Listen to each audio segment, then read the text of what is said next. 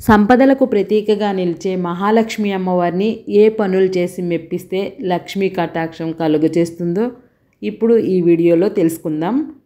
శుక్రవారం ఈ పనులు చేస్తే లక్ష్మీదేవి ప్రసన్నం, ఆ తర్వాత డబ్బుకు ఎటువంటి లోక ఉండదు.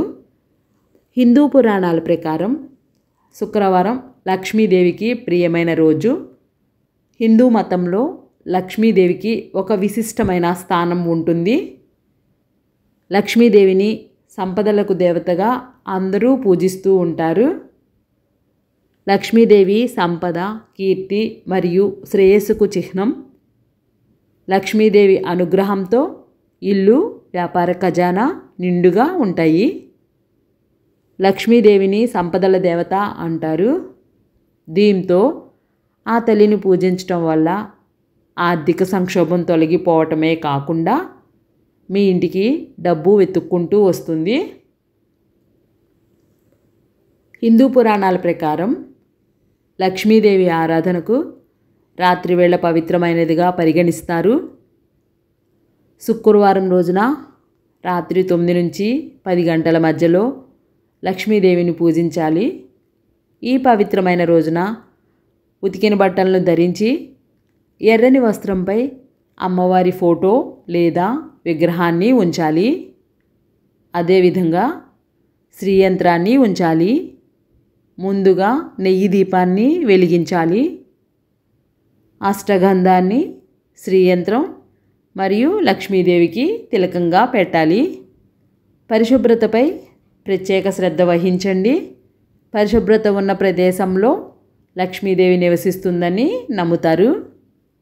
ఇంట్లో అపరిశుభ్రంగా ఉంటే లక్ష్మీదేవి ఆ ఇంట ఉండనే ఉండదు.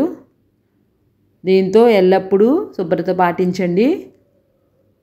శుక్రవారాల్లో ప్రార్థనా స్థలాన్ని పరిశుభ్రంగా ఉండేలా చూసుకోండి. ఇది డబ్బుకు ప్రయోజనం చేకూరుస్తుంది.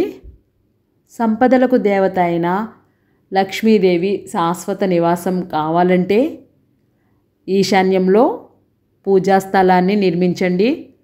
దీనితో పాటు లక్ష్మీదేవిని తూర్పు దిక్కున కూర్చోబెట్టి పూజించండి.